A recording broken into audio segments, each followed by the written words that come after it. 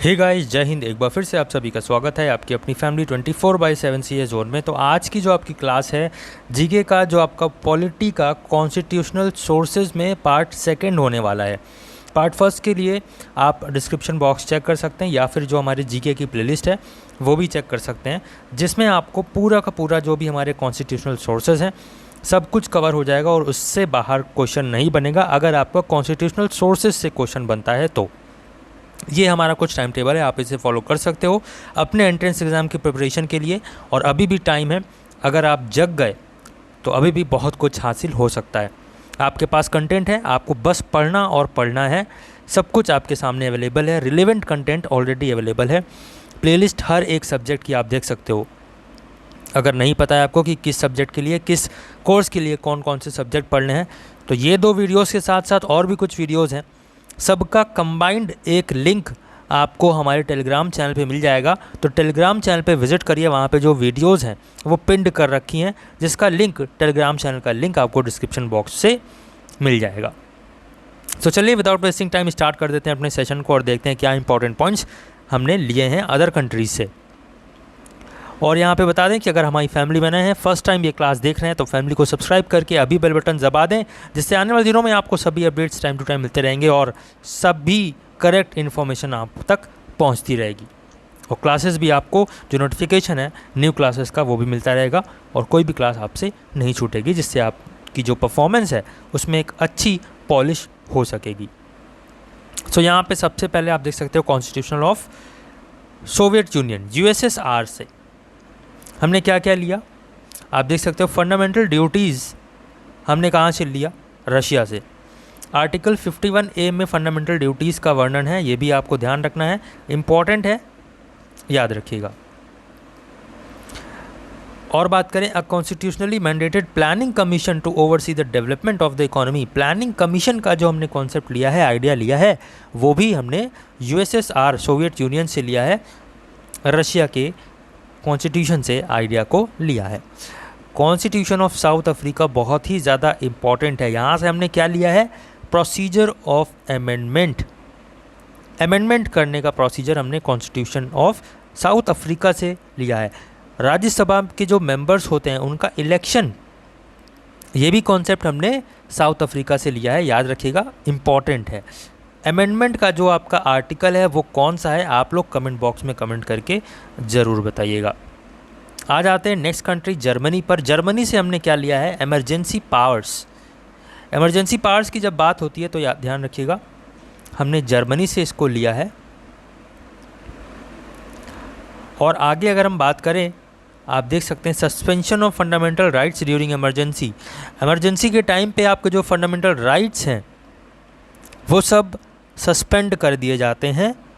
ये कॉन्सेप्ट कहाँ से लिया गया है, ये भी कॉन्सेप्ट जर्मनी से लिया गया है, जर्मनी के कॉन्स्टिट्यूशन से लिया गया है, ध्यान रखिएगा, बहुत ही ज़्यादा इंपॉर्टेंट है, इमरजेंसी वाला तो स्पेशली। कॉन्स्टिट्यूशन ऑफ रशिया, तो अभी हमने बात करी, फंडामेंटल ड्यूटीज़ का कॉन्सेप्ट यहाँ से लिया गया है।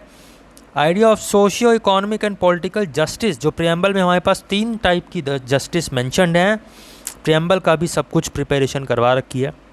इंडियन पॉलिटी वाली आप क्लास देखिए, अगर आपके यहाँ पे आपको स्पेशली पॉलिटी वाला मेंशनड है तो आप इंडियन पॉलिटी की क्लास जरूर करिए। और जीके जिसके में मेंशन है ना, जीके जनरल अवेयरनेस या जनरल नॉलेज जो भी है, सारी की सारी जीके की क्लास आप देखिए। और इंडियन पॉलिटी की क्लास भी आप, जो हमारी अलग से प्लेलिस्ट बनी है, वो स्पेशली अगर आप देखना चाहते हैं तो एक लाइन से आपको मिल जाएगी। जीके की प्लेलिस्ट अलग है और इंडियन पॉलिटी की अलग है। जीके के वाली जो प्लेलिस्ट है उसमें भी आपको पॉलिटी की क्लास मिल जाएगी, ठीक है। बहरहाल, तो यहाँ पे ध्यान रखना है, इकोनॉमिक, सोशल और पॉलिटिकल 3 टाइप की जस्टिस हैं, किसमें दी हुई हैं, प्रियम्बल में हमारी दी हुई हैं। थोड़ा मुंह में छाले वगैरह पड़ गए, इन्फेक्शन हो गया, इसलिए अगर थोड़ा बहुत आपको इधर उधर फंबल हो बोलने में तो उसको नेगलेक्ट करिएगा, इग्नोर करिएगा। और हमारी मेहनत पसंद आ रही है तो वीडियो को लाइक करते हुए चलिए, चैनल पे अगर नए हैं तो चैनल को सब्सक्राइब करते हुए चलिए और अपने दोस्त मित्र बंधुओं को भी ज़रूर बताइए कि यहाँ पे मेहनत हो रही है, यहाँ पे मेहनत हो रही है, आपके एंट्रेंस एग्ज़ाम के लिए कुछ प्रिपरेशन हो रही है, ध्यान रखिएगा, ज़रूर बताइए, ताकि वो सब भी जगे और एक अच्छी तैयारी करें और अपना जो आगे वाला स्टेप है 12th के बाद का उसको लें एक अच्छे डायरेक्शन में, एक सही डायरेक्शन में, एक अच्छी यूनिवर्सिटी कॉलेज में एडमिशन लें ताकि आने वाला भविष्य और उज्जवल हो और ब्राइट हो। नेक्स्ट बात कर लेते हैं government of India act 1935। Question पूछेगा कि सबसे ज़्यादा चीज़ें या सबसे ज़्यादा इफ़ेक्ट इंडियन कॉन्स्टिट्यूशन पे किस चीज़ का है। एक ऑप्शन आपको मिलेगा ये वाला, गवर्नमेंट ऑफ इंडिया एक्ट 1935। और बॉस ध्यान रखिएगा कि यही ऑप्शन आपका करेक्ट होगा। अब देखिए यहाँ पे हमने जो गवर्नमेंट ऑफ इंडिया एक्ट है इसमें क्या क्या चीज़ें लाई गई। Federal scheme, emergency provisions, public service commission, office of governor, judiciary and administrative details. तो बहुत ज़्यादा इंपॉर्टेंट चीज़ें हैं, ध्यान रखना है आपको, बहुत ज़्यादा इंपॉर्टेंट एक्ट होने वाला है ये government of India act 1935। Constitution of Japan से आप देख सकते हो प्रोसीजर इस्टेब्लिश बाय लॉ, ये है कॉन्सेप्ट हमने लिया है, उतना ज़्यादा इंपॉर्टेंट नहीं है, बस ध्यान रखिएगा। बहुत ही ज़्यादा इंपॉर्टेंट ये वाला अमेंडमेंट है 42nd अमेंडमेंट 1976। इसकी बात कर लेते हैं। सबसे पहले सोशलिस्ट, सेक्युलर और इंटीग्रिटी, ये 3 वर्ड आपको ध्यान रखने हैं, 42nd अमेंडमेंट 1976 से ऐड किए गए थे। उसके बाद कुछ 5 सब्जेक्ट्स हैं जो कि स्टेट लिस्ट से हमने उठाकर कॉन्करेंट लिस्ट में डाला था। अब ये स्टेट लिस्ट और कॉन्करेंट लिस्ट क्या है, तो वो शेड्यूल आपका जब यहाँ पे हम करवाएंगे वो कंप्लीट हो जाएगा। लेकिन अभी के लिए बता दूं कि 7 जो हमारा शेड्यूल है, 7 शेड्यूल जो है, 7th वाला शेड्यूल, उसमें सेपरेशन ऑफ पावर्स दे रखा है। कुछ पावर्स ऐसी होती हैं जिसमें स्टेट के पास पावर होती है कि वो कानून लाएगी, वो कानून बनाएगी, बट कुछ एरिया ऐसे होते हैं जिसमें सेंट्रल के पास पावर होती है कि सिर्फ सेंट्रल लेवल पर ही सेंट्रल गवर्नमेंट ही, वहाँ पे सेंट्रल एडमिनिस्ट्रेटिव बॉडी, सेंट्रल यहाँ पे जो बात करें गवर्नमेंट ही लॉ बनाएगी। बट कुछ ऐसे आर्टिकल्स, कुछ ऐसी फील्ड्स भी होती हैं जहाँ पे दोनों की रिक्वायरमेंट होती है, जहाँ पे दोनों की रिक्वायरमेंट होती है वो आते हैं आपके कॉन्करेंट लिस्ट में।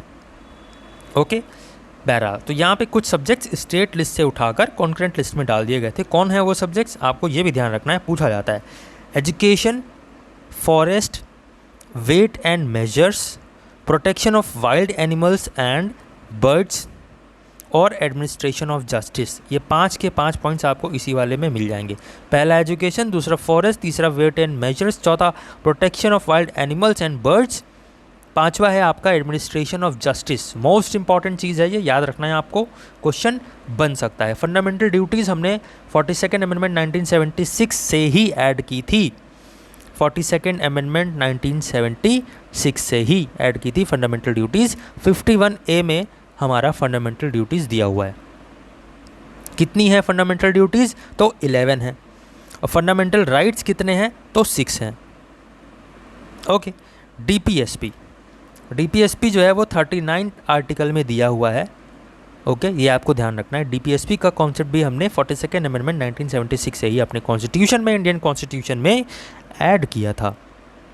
इक्वल जस्टिस और free legal aid to the poor, ये भी हमने 42nd अमेंडमेंट 1976 से ऐड किया था। सपोज ऐसा कोई पर्सन है जो अपने लिए वकील नहीं कर सकता और उसके ऊपर कुछ मुकदमा हो गया है या कुछ ऐसा केस लग गया है, तो अगर उसके पास इतनी कैपेबिलिटी नहीं है कि वो एक हाई फाई जज को अपॉइंट कर सके, उसको हायर कर सके, उस पर इनफ उनको पे कर सके, अगर वो कैपेबिलिटी नहीं है तो यहाँ पे उसको एक गवर्नमेंट की तरफ से ये है पॉलिसी की एक जज दिया जाएगा। किस लेवल पे ये इम्प्लीमेंट होता है वो उसके बारे में डिस्कशन नहीं करूँगा, but this is a provision जो आपका आर्टिकल 39A में दिया हुआ है। ठीक है, फ्री लीगल एड की बात कही गई है और इक्वल जस्टिस की बात कही गई है। जो यहाँ पे गरीब लोग हैं उनको भी यहाँ पे सरकार की तरफ से दिया जाएगा वकील, एडवोकेट, कि वो अपना केस लड़ सकें अगर उनकी कैपेबिलिटी वो नहीं है कि वो हायर कर सकें। सपोज आई थिंक आपको यहाँ पे ये पॉइंट क्लियर हो गया हो। ठीक है, जो एग्जांपल था वो मैंने आपको बता दिया। 43A में दिया हुआ है steps to secure the participation of workers in the management of industries. तो जो वर्कर्स हैं इंडस्ट्रीज़ में, तरह तरह की इंडस्ट्रीज़ है, वहाँ पे काम कर रहे हैं वर्कर्स, उनका प्रोटेक्शन, उनकी सिक्योरिटी, ये भी जो है 42nd अमेंडमेंट 1976 में ऐड हुआ है। और ये क्या प्रोविज़न है इसका, 43A में हमको ये आर्टिकल देखने को मिलता है जो कि बात करता है कि जो वर्कर्स हैं उनकी सिक्योरिटी के लिए इंडस्ट्रीज़ को जो मैनेज कर रहे हैं, जो काम कर रहे हैं बड़ी बड़ी मशीन, खतरनाक मशीनों के बीच में, उनके साथ में, तो उनका प्रोटेक्शन 43rd ए आर्टिकल में आपका ये मेंशन है। वहीं अगर 48A की बात करें तो safeguarding of forest and wildlife, ये भी आपको ध्यान रखना है। नेक्स्ट यहाँ पे देखें तो आर्टिकल 14A में ट्रिब्यूनल्स की बात कही गई है, और ये सभी चीज़ें आपकी 42nd अमेंडमेंट 1976 से हमारे इंडियन कॉन्स्टिट्यूशन में जोड़ी गई थी। याद रखना है, बस इतनी चीज़ें आप याद रखेंगे तो जो आपका कॉन्स्टिट्यूशनल सोर्सेज से क्वेश्चन बनेगा वो इससे बाहर नहीं बनेगा। अगर आपने दोनों ही पार्ट देख लिए हैं, पार्ट सेकंड ये था, पार्ट फर्स्ट आप देख लीजिएगा जीके की प्लेलिस्ट में या फिर इंडियन पॉलिटी की प्लेलिस्ट में।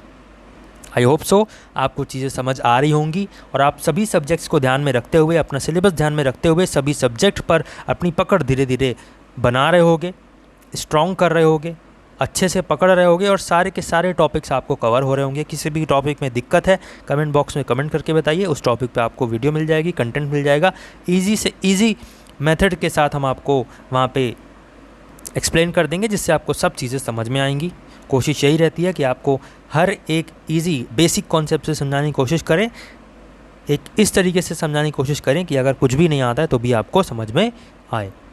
हमारी मेहनत, हमारा डेडिकेशन अगर आपको पसंद आ रहा है और आपको दिख रहा है वो चीज़ें कि हम आपके लिए काम कर रहे हैं, तो आपका ये फ़र्ज़ बनता है कि आप वीडियो को लाइक करके शेयर करें, और जहाँ कहीं भी आप सोशल मीडिया साइट्स पे यूज़ करते हैं, चाहे व्हाट्सएप हो, चाहे वो इंस्टाग्राम हो, लिंक्डइन हो, या फिर आपका कोई भी सोशल मीडिया ग्रुप हो, ट्विटर हो, वहाँ पे भी हमारी क्लास को ज़रूर शेयर करें, हमें टैग करें। और जो फ्रेंड्स लोग हैं आपके, जो आपके भाई बंधु मित्र हैं, वहाँ पे भी क्लास को ज़रूर शेयर करें और बताएं कि यहाँ पे मेहनत हो रही है आपके एंट्रेंस एग्ज़ाम के लिए, तो आप भी यहाँ पे ज़रूर ज्वाइन करें। आशा करता हूँ कि आप चीज़ों को समझेंगे और ज़रूर शेयर करेंगे, क्योंकि अगर आप दूसरों की मदद करोगे तो ऊपर वाला आपकी मदद करेगा, ये बात ज़रूर ध्यान रखिएगा। आज की क्लास में फ़िलहाल इतना ही, मिलते हैं नेक्स्ट क्लास में कुछ नए इंपॉर्टेंट क्वेश्चंस, कुछ नए इंपॉर्टेंट टॉपिक के साथ। तब तक के लिए जो चीज़ें आपको बताई गई हैं रिवाइज़ ज़रूर करिए, और अपना ख्याल रखिए, अपने घर वालों का ख्याल रखिए, और मौज काटिए, पढ़िए भी लेकिन ज़रूर। जय हिंद, जय भारत।